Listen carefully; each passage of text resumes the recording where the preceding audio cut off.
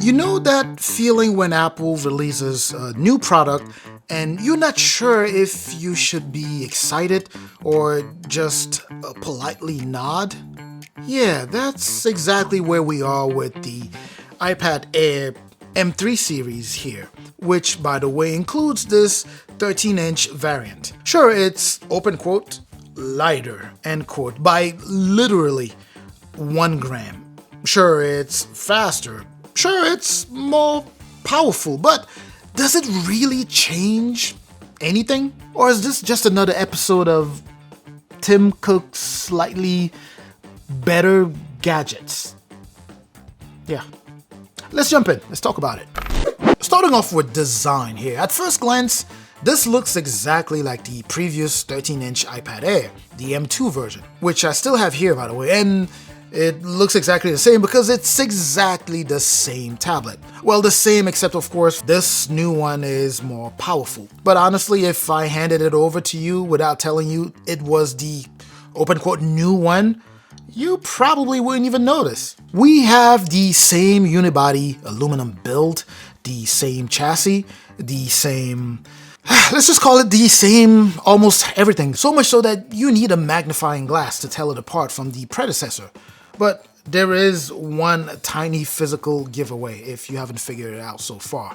It is the absence of the words iPad Air written on the back of the device. Other than that, you have the usual suspects, exactly where you would expect them to be. So the power button, volume rocker, USB-C, all of that jazz. Even the same liquid retina display. And let's pause here for a second because I have to ask,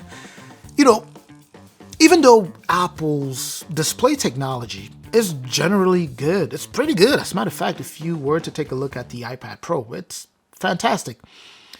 Even though it's generally good, why in the world are we still stuck on 60 hertz? Why do we have a TV-sized tablet stuck on 60 hertz refresh rate? This is just ridiculous, man. I mean, it irks me so much. I'm not asking for 120 hertz promotion that you have on the iPad Pro, but come on.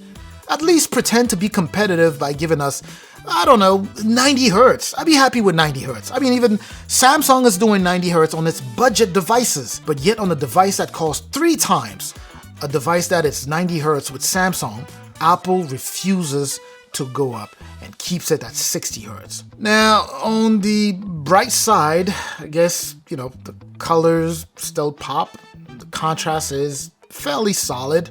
It's been good enough for watching videos or even sketching with the Apple Pencil, especially given that gigantic size that you have here. Good amount of screen real estate. Just do not expect it to feel any smoother than the iPad that you probably already own. It's pretty much the same stuff. Also, just in case you're not aware, this is of course compatible with Apple's current, latest pencil, the Apple Pencil Pro. And you can also use the USB-C Apple Pencil. It's been working pretty nicely here. Using the Apple Pencil Pro has been really nice here.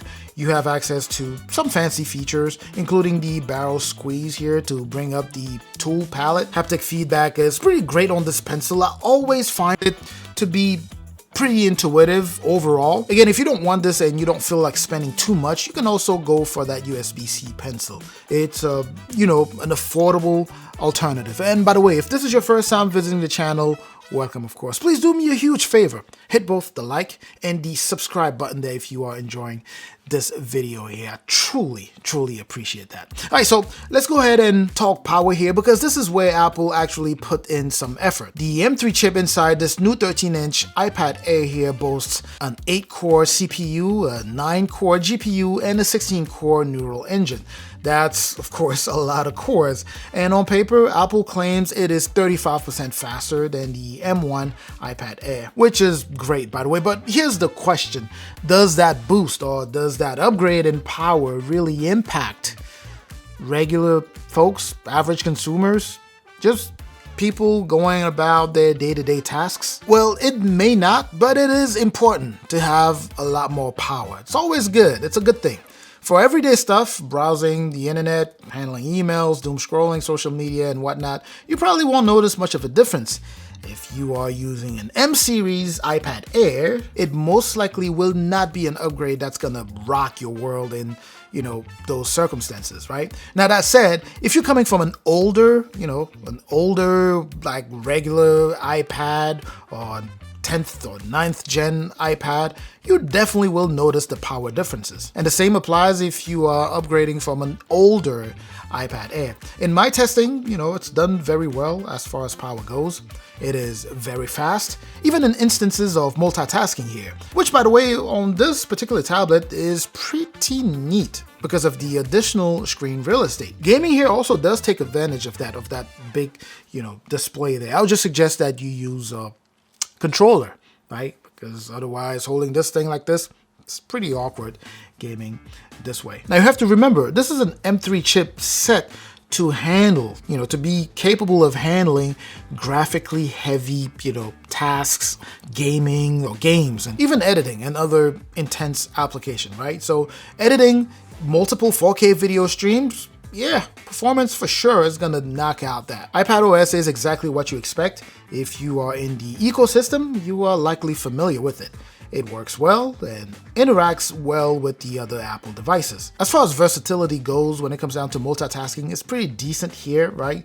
Its capability. But if you need that next level multitasking, yeah, this tablet might not be it. Moving on to battery life here, it's been good so far, and I didn't anticipate poor battery life anyways, right? It was good on the predecessor, so my anticipation wasn't really that it would be bad or anything.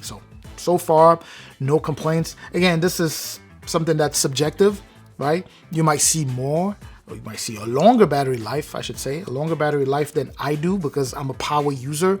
But all I can tell you really is that the battery size here is, it's well calibrated for this particular tablet.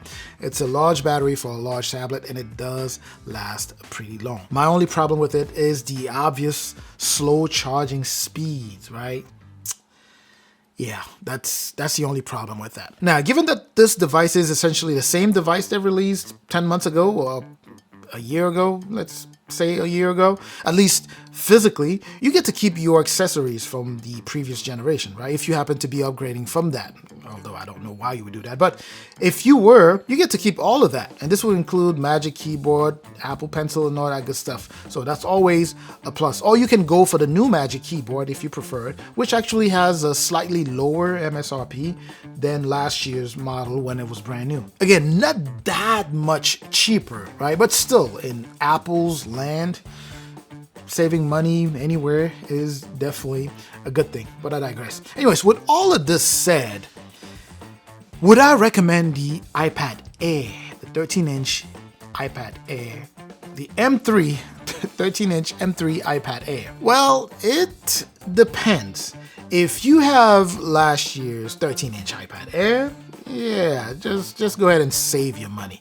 This isn't a meaningful upgrade. Now, if you are upgrading from a smaller iPad because you want something that is larger, let's say you're upgrading from the iPad 10 from last year or the iPad 9 or even the iPad Air 11-inch from last year and you want to go for the 13-inch because of the size, it might be worth it. But the way I see it, you get a lot more value if you are upgrading from an older iPad, really like a few generations up to this one here. Again, specifically if you want a bigger screen and better performance. Other than that, if you don't need that additional screen real estate, yeah, hold on to your iPad Air or even iPad Pro, depending on what you have there. Anyways, that's just my take. Do you agree? Do you disagree? Let's get this back and forth going in the comment section where I'm gonna catch you, of course. Make sure to share this video if you know anyone who will be interested. Make sure to like the video if you haven't done so. Make sure to subscribe if you haven't done so. I'm certainly hoping that this was informative. I'm gonna catch you in the comment section. I'm also gonna catch you in the